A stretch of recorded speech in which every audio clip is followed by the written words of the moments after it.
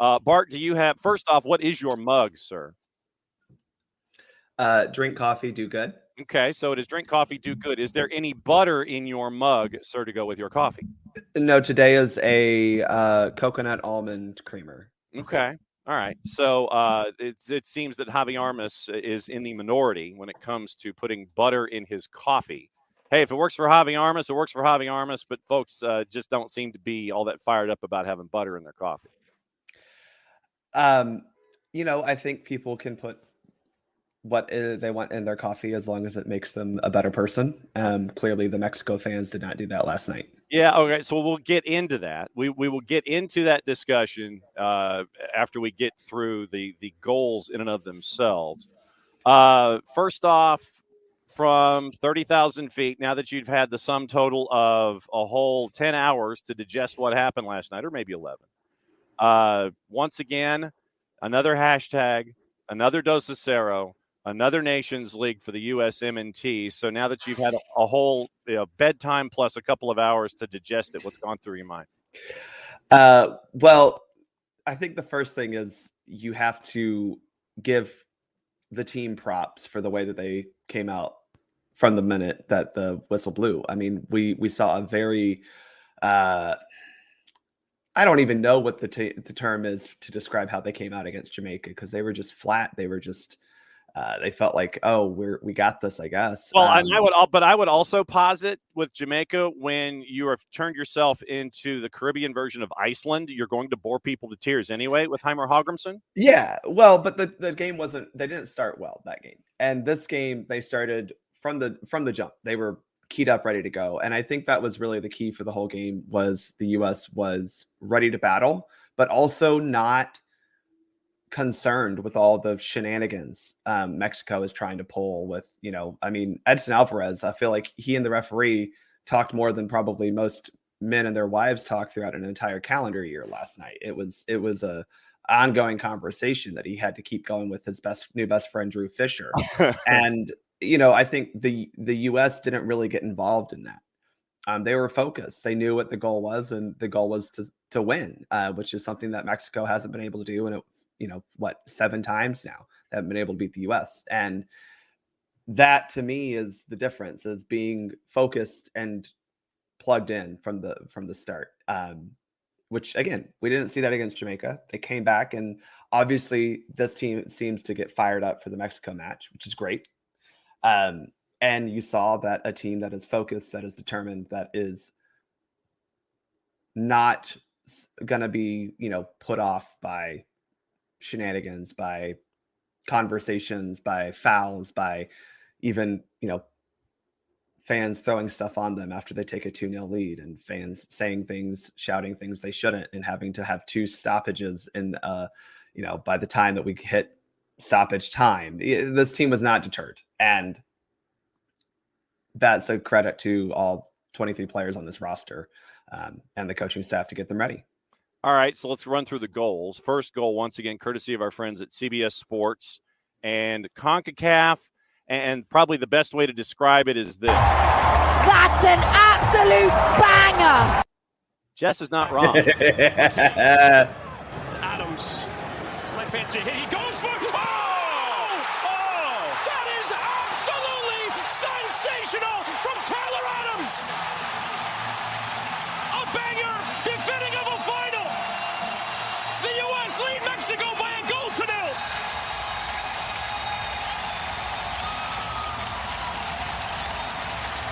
Tyler Adams from downtown Arlington puts his foot through the middle of this one. Nobody closing him down. Nobody expecting him to shoot. Nobody thinking Tyler Adams had this one in his bag. And what an absolute banger. This play almost looks like it's just going to continue right here. They're going to work this ball around. Tyler Adams, nobody closing him, has one thing on his mind, and oh my, does he get through the middle of it to put the U.S. up 1-0. Tyler Adams is back. Hadn't started for the U.S. in 475 days and produces that. Chris Whittingham, Tony Miola on the call on Paramount Plus, CBS Sports, and our friends from CONCACAF. See, now, this is what happens when you let people sit there and give you the right lead in, because it was. That's an absolute banger. And you had Whittingham and Miola mention it, I think, a good solid 3 times. They were just listening to Jess. That's the bottom line here. Now, looking at the replay, the precision, well, first and foremost, he hit it about as purely as you possibly could. Mexico gave him entirely too much room and too much time to set up the shot from 30. Then you have it go through the scissored legs of a defender on the way there, and it gets past Memo Ochoa for 1-0. Tyler Adams, minutes restriction. I'm hoping Andoni Iraola was not mad at the number of minutes that Greg Berhalter played him this weekend, but Tyler Adams came out strong and hit an absolute rocket for the first goal of the match. Well, and it was a good example of kind of recycling a set piece opportunity. And that's something that this U.S. team still needs to improve on, is maximizing set piece opportunities. This was one where, the play that ends up getting Tyler the goal, Tim Ream is on the left side because he's been pushed up from the set piece and passes it backwards just to kind of recycle possession, but he's playing basically as a left winger. And that kind of ability to reset and still utilize the momentum you have from a set piece is important, especially if you're going to play teams like, Uruguay or better this summer. You're going to have to stay locked in, keep the momentum from those types of advantages that you're creating through set pieces. And Will, with probably one of the better comments of the morning across the board that I've seen, Jeff Collins still had 0 losses at Georgia Tech the last time Mexico beat the United States. So, yeah, well, man wins. Well, Mexico's gone through about as many coaches as I feel like Georgia Tech has gone through in that time. So. No doubt. So it's 1-0 at that point. And Will, with the geographic correction, it was from Denton, not Arlington. It was from the far western section of central of the Metroplex. It was that far. Yeah, north. that was definitely. I mean, at least Fort Worth. That was from way back. And I think Mexico didn't expect that from Tyler. No, we didn't. That's for sure. We've seen him take shots like these before, but they definitely were not saying, "Oh, we need to go out and step to this." Guy who's played a grand total of like an hour of soccer in the past 5 years, it feels like. So. Yeah, no doubt. And it was right at the end of the first half. And so you've got that momentum to carry you into the locker room. Mexico has things to think about. And then the other guy who hasn't played a whole lot of minutes for his club team, but is more than happy to be put in the lineup by his national team, in the second half, gets goal number 2 to create the hashtag all over again. Once again, courtesy of our friends at Paramount Plus, CBS Sports, and CONCACAF. Chris Whittingham, Tony Miola on the call. The byline. Oh, it's cheeky across the area, and it's off of right and headed away. Only as far as Gio Reyna! DosACero! Gio Reyna!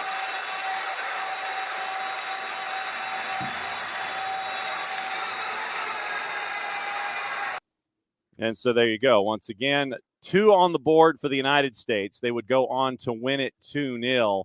And before we get into the latter stages, shenanigans and all of that discussion, because, yes, once again, we have to discuss it, but for the reason of the chant being brought out, not because of what it traditionally is attached to. There is something else that's attached to it now when it comes to the weaponizing of that particular chant. But Gio Reyna, who, with the minutes that he played, once he cleared the 84th minute of the Jamaica match, he had played more minutes for his national team than he has for his current club team in the entire time that he's been at Nottingham Forest.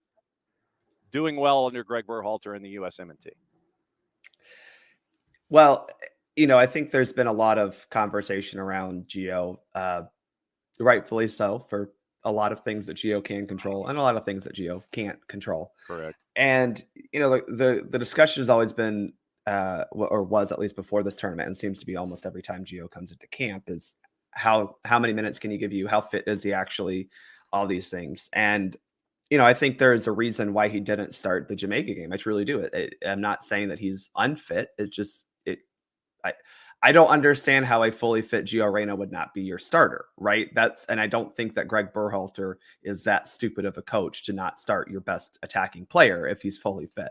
So the fact that he was able to be in the lineup tonight is important for the U.S. national team, because if he is able to start, you're a better team. If he is on the field, you're a better team. He makes coaches look great. He makes other players look great. He makes defenders look foolish. He makes a aging Memo Ochoa look like he doesn't know how to play goalkeeper again.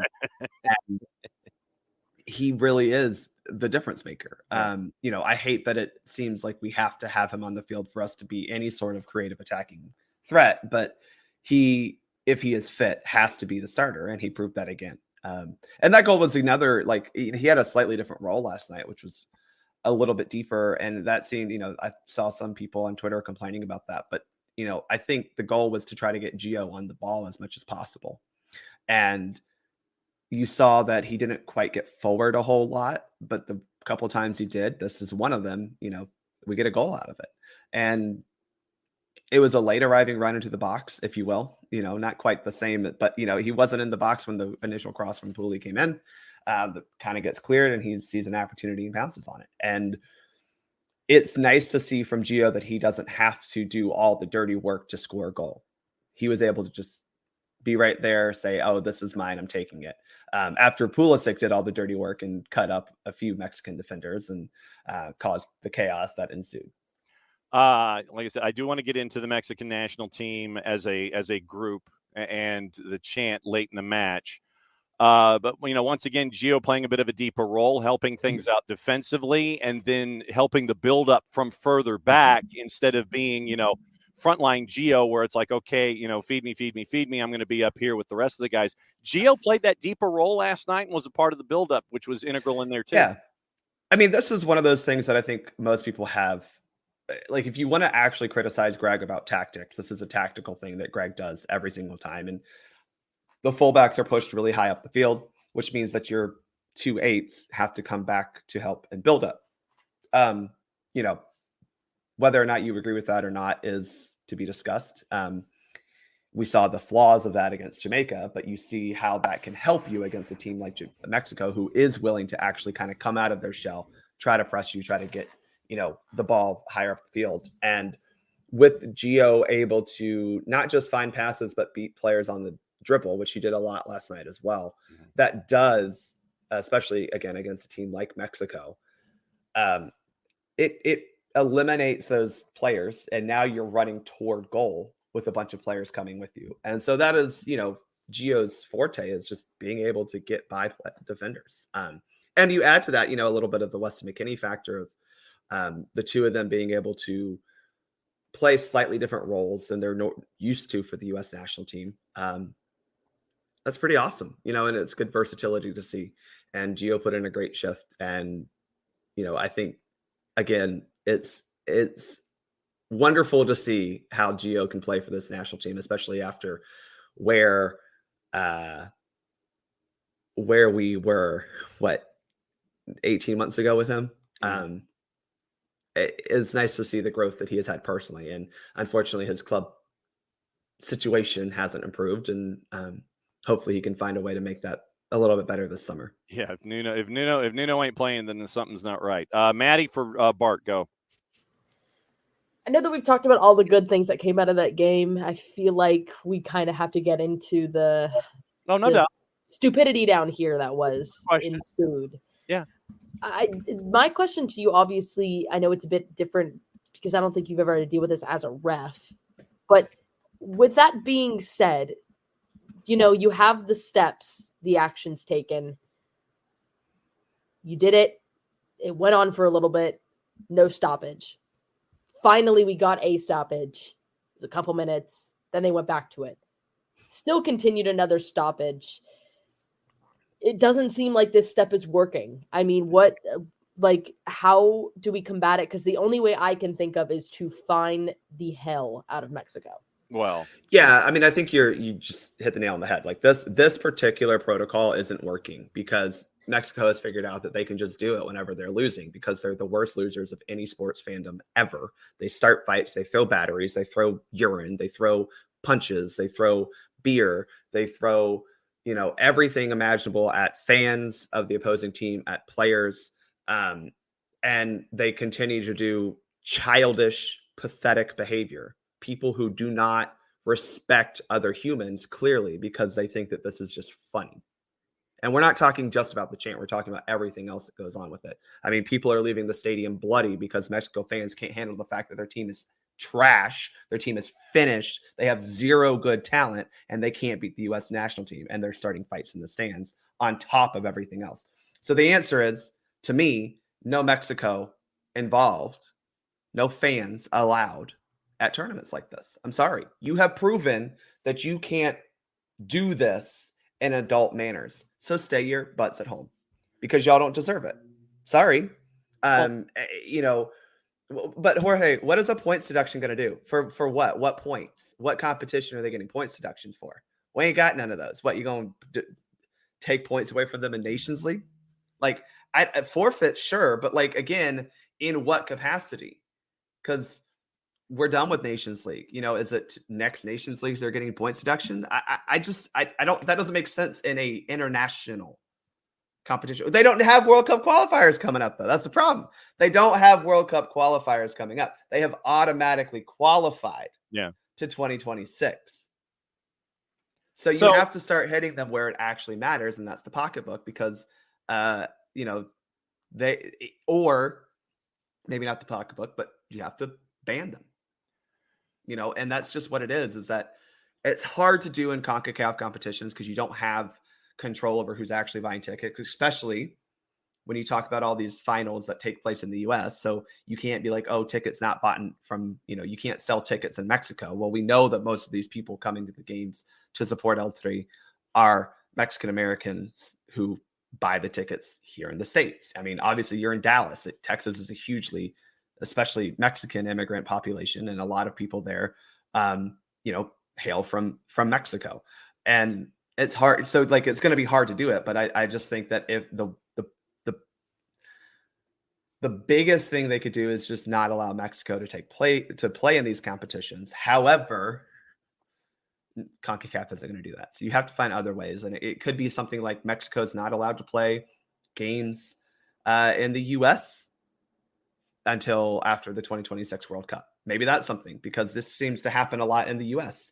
It does, maybe it's something like you aren't allowed to have fans at your home games. I don't know what the solution necessarily is, but it comes down to you can't have fans in the stands, because every time they're in the stands, they act a fool. And we're not even talking just the chant. We're talking about how they make the place a dangerous environment for anyone to be in.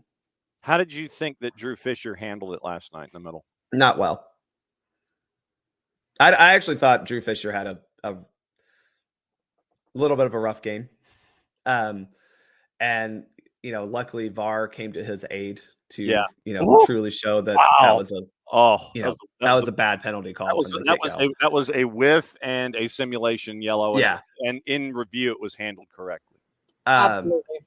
I thought he struggled last night, which is weird for him, because I thought he made the most sense of the referee to take on this match. But I think in this particular case, I don't think that the center referee is actually the one making these types of calls, if that makes sense. I mean, again, I think we had this conversation with the Women's Gold Cup about how, the center ref was saying, hey, this field sucks. What are we doing? And the CONCACAF people were like, well, we're still playing. Yeah, you look at the match coordinator, and the match coordinator's like, yeah. So I don't think that Drew Fisher is the only person making these decisions. He is just the person who stops the game. And that, to me, is, again, one of the problems, that it doesn't seem like the referee has full autonomy to, maybe they do, but I'm sure that there are briefings that say, okay, well, we say this, but this is actually the protocol. And it probably has a lot to do with, CONCACAF officials telling him, hey, we got to stop the match. They did the thing again. Okay. So for those that don't know the protocol, it's a three-step process. First step is announcement over PA. You stop the match.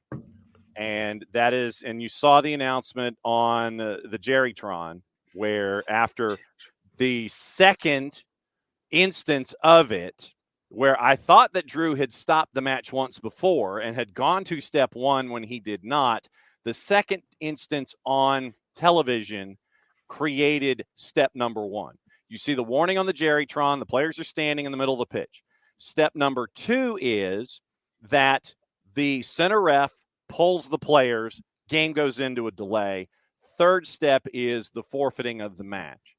What we are seeing in the fans of El Tree is the weaponization of a chant, Bart, Yes. to the point that you were saying it is not attached to its first focus that it was brought into the purview of the delays and the steps and removals from matches. It is now turned into a weapon by fans of El Tree when their team is losing.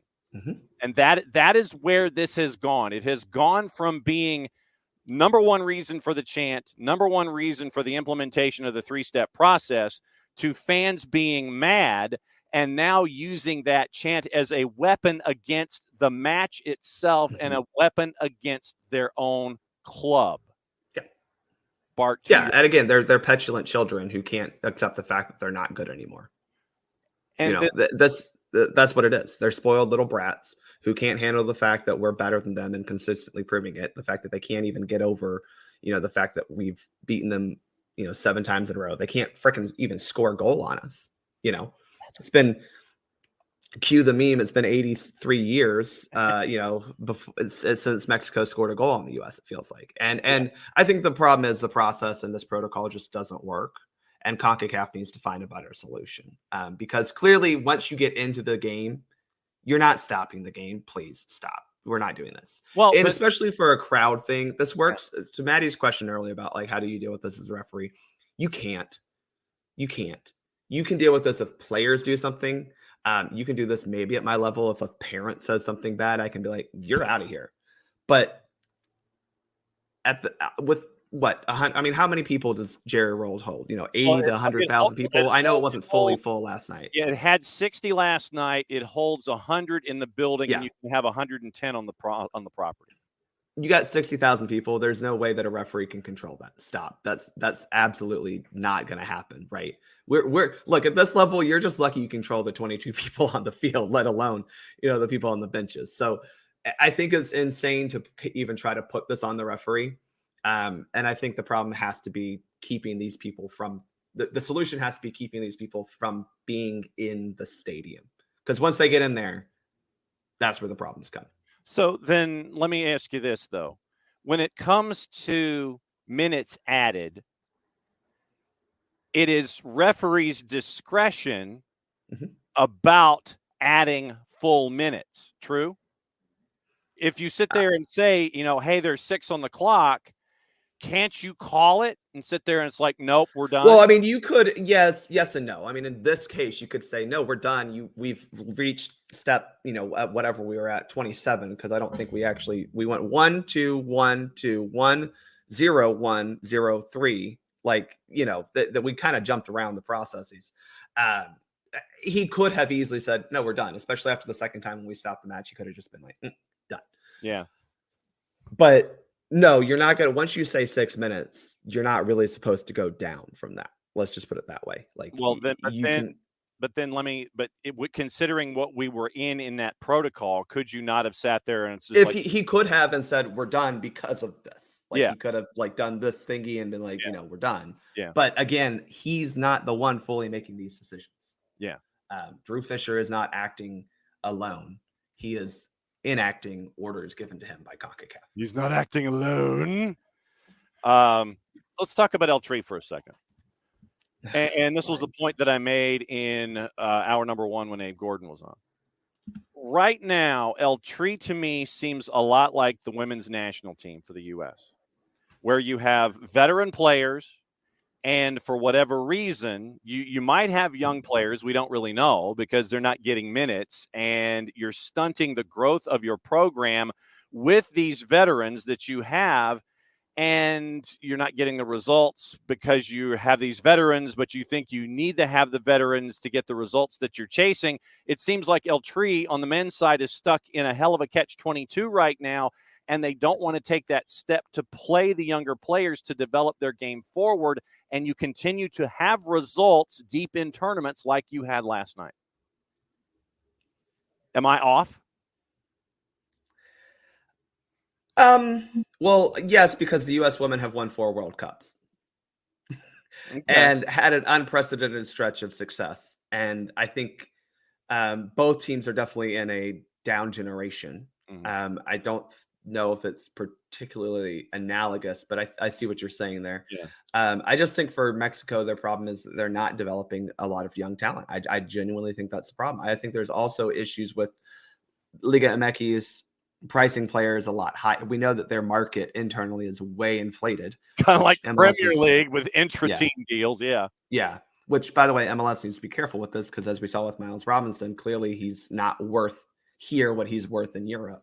I mean, that's what it comes down to is those players are worth more in Mexico than they are in Europe, right? Whether that's also a European problem of not valuing North American players the same is another discussion to be had. But I think the problem for Mexico is just that they're not developing talent the way that they used to. And we're seeing this by the fact that they're trying to steal all of our dual nationals. You know, I mean, like they're going after the Cowell brothers because they happen to have Mexican American, Mexican descent back in their family tree. Part of it also, I think, is to your point, they have a group of established veterans, but even that they've kind of, weeded out a little bit. I mean, outside of Memo Ochoa, I don't think there's I don't know if there's anyone behind a starter last night that's absolutely better than whoever started. Because I don't know who would be in net for. Well, that I don't know either, John. Like, I think that's a legitimate question. I mean, Memo clearly is the best option they have. Yeah. But I'm with you that also maybe that's a problem because they keep playing Memo Ochoa and not really trying to find that replacement, Mm-hmm. So I mean, we have yet another Nations League, and it's another set of wins for the United States, third one in a row.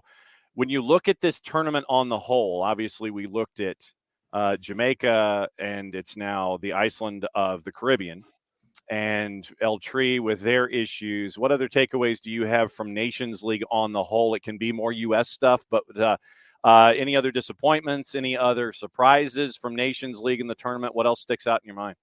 Yeah, my takeaway, and I want to throw this back at you, John, but I think my takeaway is CONCACAF needs to stop having tournaments every damn year. But you know why? I mean, I fully know why. Yes. Absolutely. It's to improve the competition in the region, John. That's why. I mean, without Nations League, we don't get the Virgin Derby. I mean, we got to admit that we don't get the Virgin Derby without the Nations League. I could have pursued that and mentioned something, but I'm just going to let that go. You know me. There was you teed that up there, and knowing me, if that's on the tee, then I'm going to swing too quickly, and it's going to be a massive slice, and it's going to go off into the netting. And that was one that I'm just going to let slide on a Monday.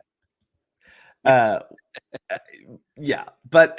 think that's my biggest takeaway is with Gold Cup every 2 years. Yeah. And Nations League it seems like year now. I'm okay with Nations League being more frequent. Yeah. If you make Gold Cup only once every 4 years. And I do think that actually, to me, Nations League is better for the lower tier teams because you're getting more consistent competition. As opposed to with Gold Cup, you just hope you qualify for a tournament. And then when you don't qualify, what do you do? Because for those of you who don't know, there were Nations League games going on this past weekend. Yeah. There were, I think these were, I mean, we're talking League C, but, they were finishing that out. Yeah. I think League B as well. So, I mean, again, that's why we got the Virgin Derby between, the U.S. and British Virgin Islands, which is fantastic. Virgin Derby. And I think that's something that if I'm going to evaluate this, and this is something I felt about CONCACAF for a while, is I thought the Gold Cup every 2 years is silly to begin with. But having now this tournament, I don't think it. Look, you saw the attendance in the stadium. I think that tells you everything you need to know. It was 60,000 last night. Yeah. It was about 45-ish for the semifinals. And, to me, that just is a barometer of how fans go, oh, okay, another Nations League. And on top of that, you're doing this, 3 months before Copa America? I'll tell you where I'm spending my money. I believe that would be at the Copa America.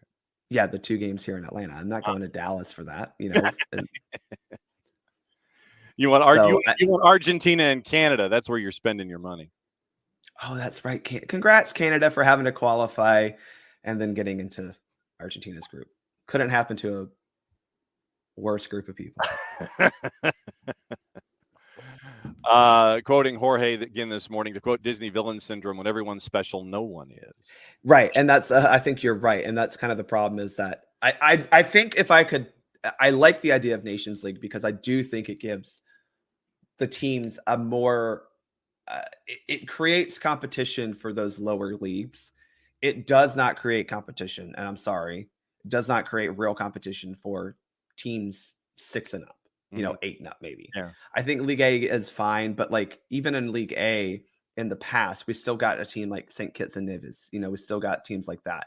And once you get past the top 8 or 10 teams in this region, it's not really a good use of, and I'm speaking of this purely obviously from a US perspective, but even for like a Mexico or a Canada's not going to get anything out of playing Antigua and Barbuda, and I think that's the thing, is that for those teams, we just want to fast forward to the actual competition.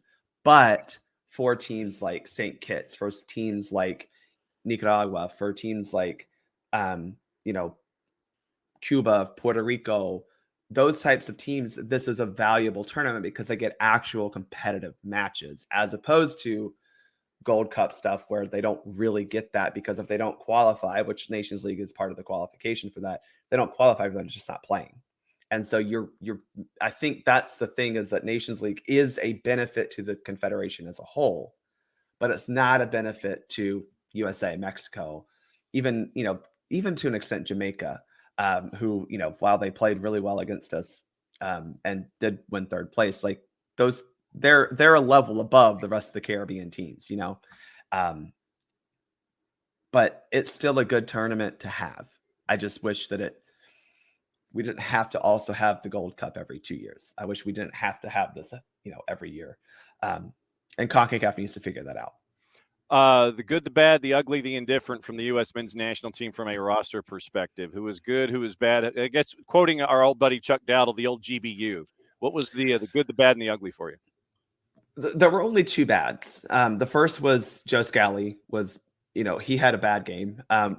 Looking back more, that goal that Jamaica scored wasn't all his fault by any stretch. And I think Tim Weah deserves a lot of blame. I think Jedi should have defended better, but he also looked bad the rest of the match, right? I mean, he got pulled at halftime for a reason.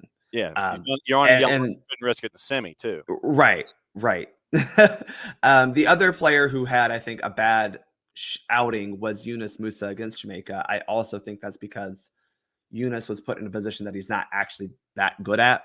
He can play a defensive-minded 6. He's great at beating people on the dribble. But if you ask him to be a facilitator of offense via passing, that's not where Yunus is going to thrive. And the fact that Tyler Adams was better at that than he was is a little bit problematic. So I think those are the only 2 players who really had any sort of negatives against them. From the positives, though, I mean, Serginho Dest was amazing last night. I thought Haji Wright obviously showed so well this tournament, and makes that striker competition even more interesting, because, I still think Ballo is, Folarin Balogun is still the most talented striker we have. But at the end of the day, you got to score. You got to be productive. And Haji was very productive for this team in these 2 games. So, I think Haji was the one who had the biggest high.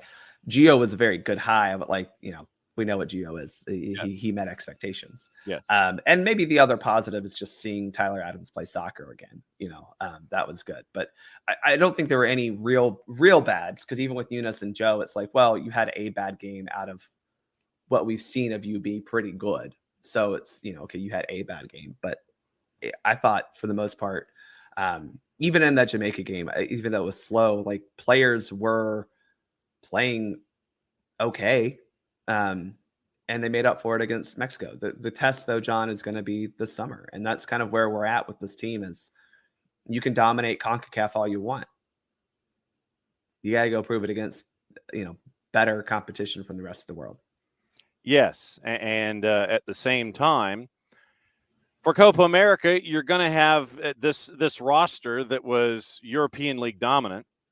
I think this will be pretty much the roster for Copa America, to be honest. Which presents to me an interesting situation / juggling act for the coaching staff, because they will be coming off of their seasons, which will have been completed. And so right now, this time of year, they're used to being in league play. So they're used to the demands of your time and everything. But in Copa, your season will be over. You will be continuing to play in the summer after your league play is done. So I'm wondering, this is going to be something that I'm going to be keeping an eye on, is the overall well-being of your players, knowing that their seasons are over and they're still having to play in international play. That's something for me I got to keep. Yeah, I mean, look, Argentina, Brazil, Colombia, they have their best players playing in Europe as well. Mexico doesn't have good players. That's false. They have their best players playing in Europe. They're just not very good. But, we're all going to have to deal with it. Yeah. I think, again, that's why you saw, the U.S. scheduled 2 friendlies in early June to get the players in there, hopefully keep them here a little bit for training camp, ahead of that June 23rd start, because, your Brazil gap matches on June 12th. So you have 11 days between the two. Hopefully you get a little bit of a break, and then, you come back ready to play, or maybe it's just a really long training camp. I don't know. But I think it's a fair question. I just think that you're not going to not call in your best players, because I'm sorry, there's no one